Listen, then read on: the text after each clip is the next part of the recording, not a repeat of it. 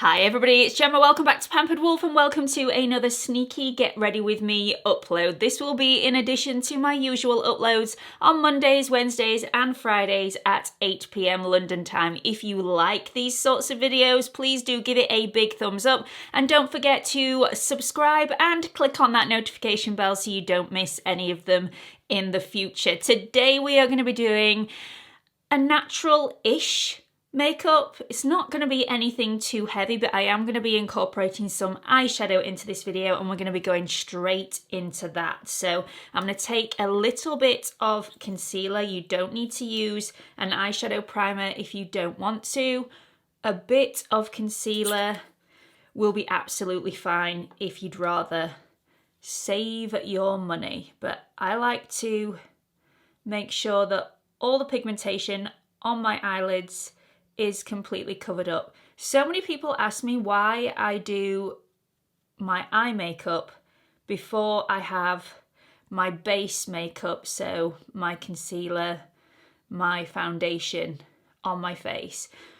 And really the reason is that just in case the eyeshadow has any fallout or just in case you make a mess, you can really clean that up and make it look really crisp with the use of concealers and also your foundation. So the eyeshadow palette I'm going to be using today is one of my favourites. It is the Laura Mercier Parisian Nudes palette for the main reason that it has this shade in right here. This shade is absolutely stunning.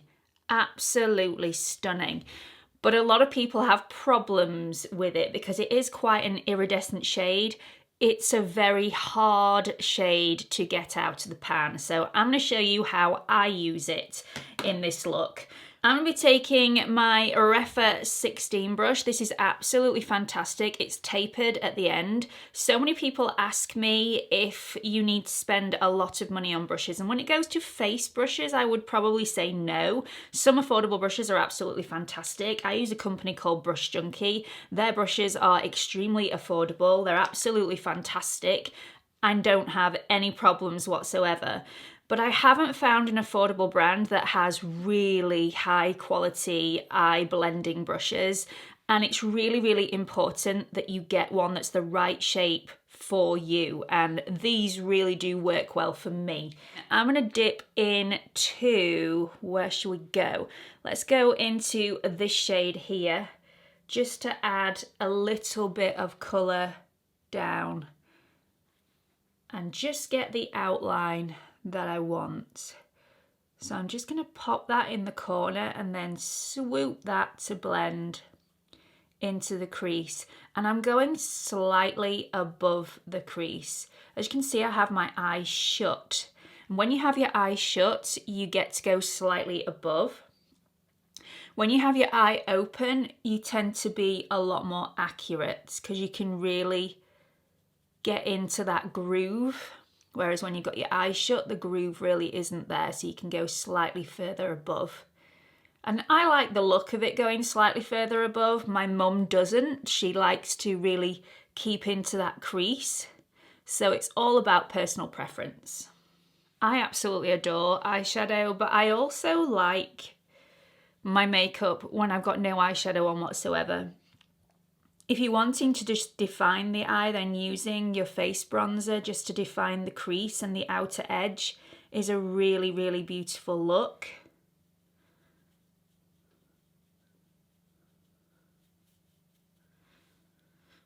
So I'm going to leave it at that for that shade. So I've really built up the colour and really spent quite a lot of time blending that in.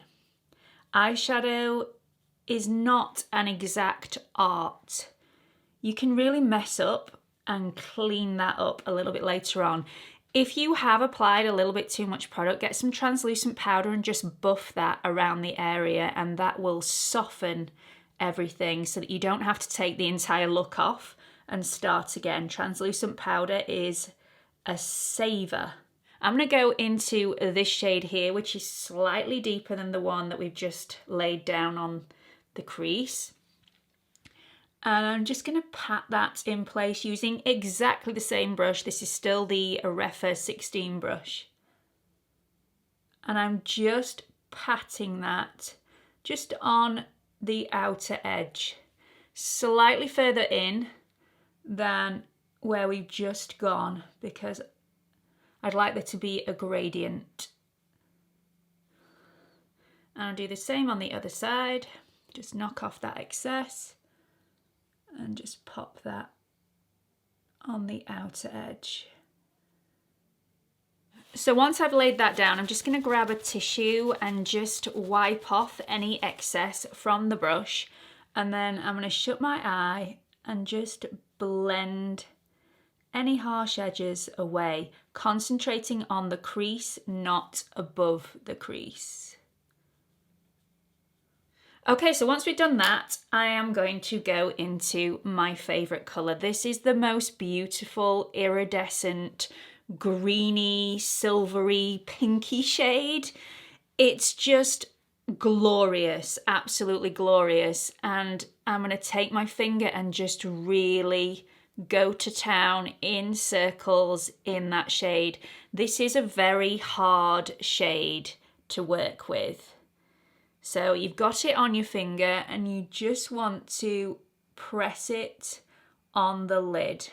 Now, a lot of people say that they don't get a lot of payoff from this shade and they really struggle to work with it. My advice would be, don't give up on it. It is the most beautiful shade, but it is very, very pressed in the pan. So you do need to keep on going in, applying it to the lid, going back and adding more. Just keep on building it up on the lid. It is glorious. It is the most beautiful shade. And I'm just concentrating on the center of the lid. I'm not going too far into the inner corner because I want to add a bit of brightness in that inner corner. Now this is finished, the green. Look, just look how beautiful that is. It's got a silvery, greeny, purpley, pinky sort of look to it.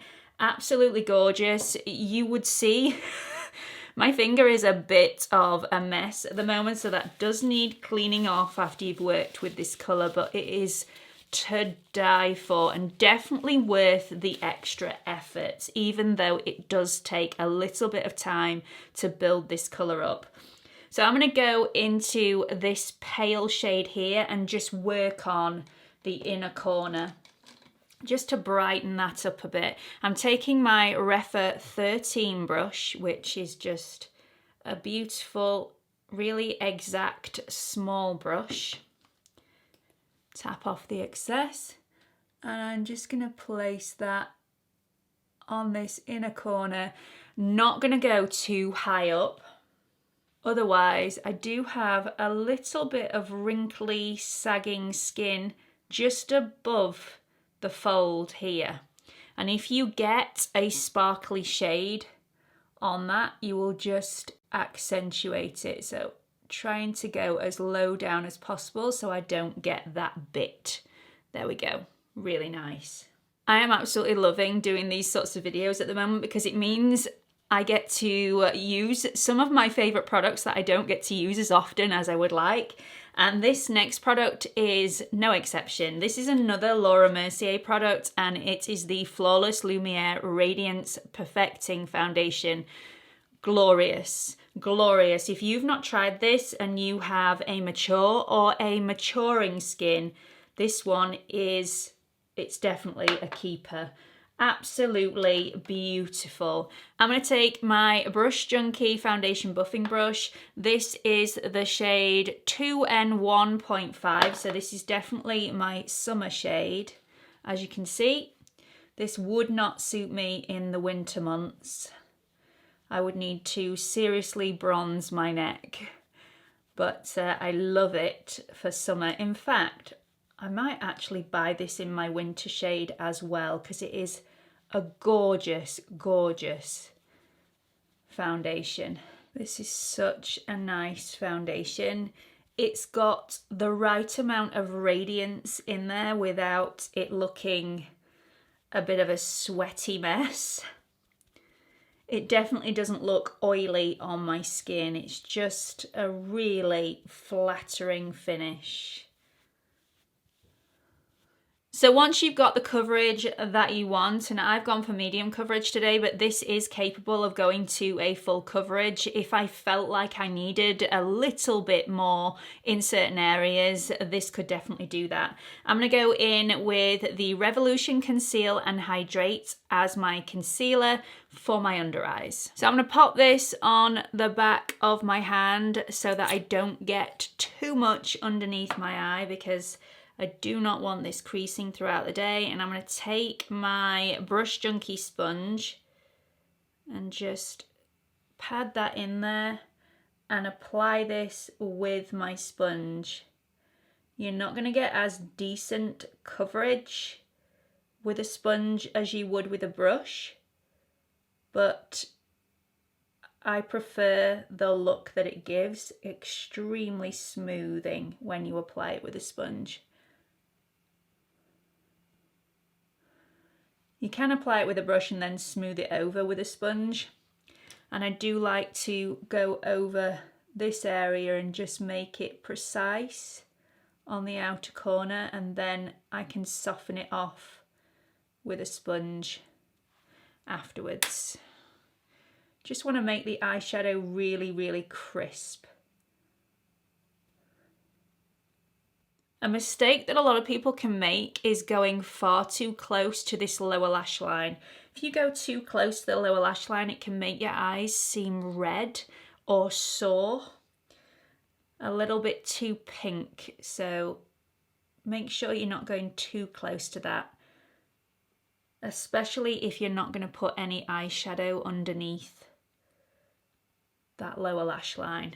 So while I'm waiting for the concealer to dry down, I'm going to go and do my eyeliner. The eyeliner that I've chosen today is the NYX Professional Epic Ink Liner. I'm going to use the brown rather than the black just to soften it a little bit, because I don't want anything too harsh in this look. I feel like the deepness of the colours that I've used on my eyes will make it dramatic enough without adding that eyeliner. So I'm not going to go all the way across. I'm going to start from about, I would say 2/3 across my eye from the inner corner. And I'm going to start there and just put a line to the edge. Nothing too thick and chunky, just to outline the eye and define it a little bit. This is such an easy eyeliner to use. I highly, highly recommend it if you are a little bit iffy about eyeliners. So simple and beginner friendly, this one. So I did a brow lamination a few weeks ago now. I know it only went live about a week and a bit ago, but I actually filmed that video quite a long time ago, and the effects of the brow lamination are still evident now. I mean, I do have to brush through them with a spoolie, but then they will generally hold their shape. So I'm not actually going to be using my NYX Micro Brow Pencil. Shock horror. I'm going to be using the Urban Decay Brow Blade, which I haven't used for a really long time, and this one used to be my favourite. This one has a waterproof pencil on the end, and I've gone for the shade Neutral Nana. So I'm just going to fill my brows in just a little bit. It's also got a felt tip end, so if you don't have very many hairs in certain areas, you can draw them on and it does look really natural. Such a great product. I don't need to use that end anymore because I do have quite a few eyebrow hairs to begin with. That wasn't always the case, which is why I went back to the NYX Micro Brow Pencil after using this for such a long time. But it is a great product. So once those are filled in, I'll just add a bit of the NYX Brow Setter, which I absolutely swear by, just to hold those in place. because even though I have had brow lamination, it only takes you moving your hand over your brow for them to sort of lay down a little bit. I think probably next week I'll be due another brow lamination, but I still have a lot of the kit left, so I can quite easily do that. I'm going to take my Laura Mercier translucent powder now that my under eye's dried down, and I'm just going to knock off the excess, make my funny face, and set the under eye.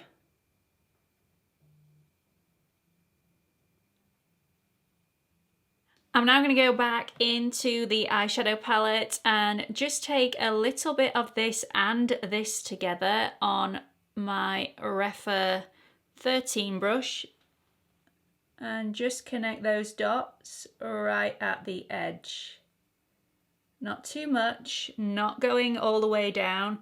I'm just connecting the dots to make it a much more fluid look. And then if you manage to get a very, very crisp line with your concealer and you're not wanting it to look so line-like, you're wanting it to blend in a little bit, then I take my fingers and just pad the outer edge of that shadow, just to soften it and blend a little bit. It won't look messy, but it will just look softer. Let's add a lick of mascara. I'm going to be using the Fenty Beauty Full Frontal Mascara. This one is so good. I have done a full review on this. I will link it up here for you if you want to watch that a little bit later on. I haven't curled my lashes because when I did my brow lamination, I did do a bit of a sneaky lash lift at the same time. So my lashes actually don't need curling at the moment. I just need to tint them now because unless I've got mascara on, you can't really see my lashes because they are quite pale.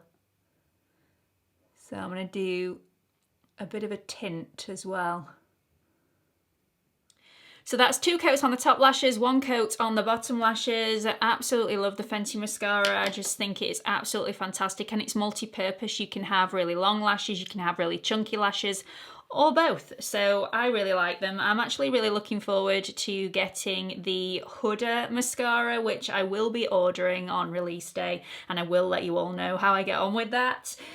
I'm going to dip into the Benefit Cheek Leader Pink Squad palette. Really like this palette.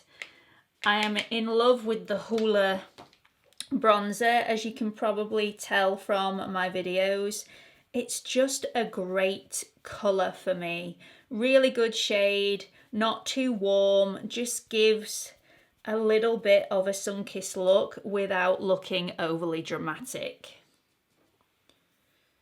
I'm just going to pop that on the high points of my forehead where the sun would hit. And blend that down.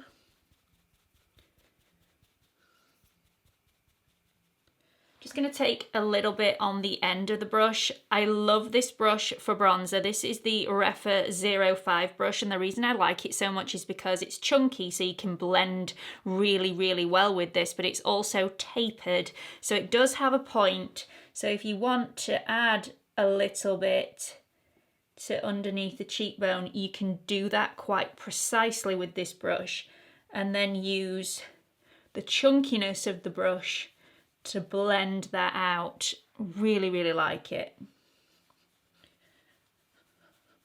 Whilst I've got that palette out, I'm going to dip into Dandelion and place that on the high points of the apples of my cheeks. This is such a subtle blush, but I love it. Absolutely love it. So to finish off this look, I don't want anything too overly dramatic on my lip.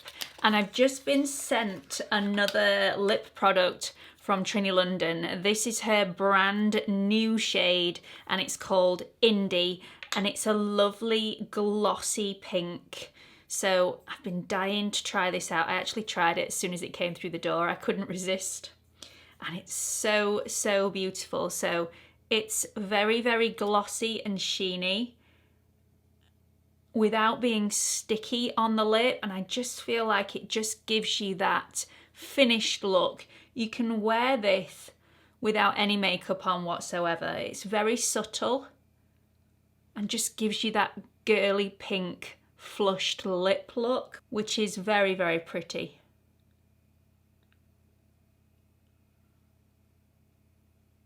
So, so pretty. Love that. Really, really beautiful. Feels very hydrating on the lip without being sticky. It has like a watermelon flavour to it, which I would prefer it didn't have a flavour at all, but I don't find it offensive. It's actually quite refreshing.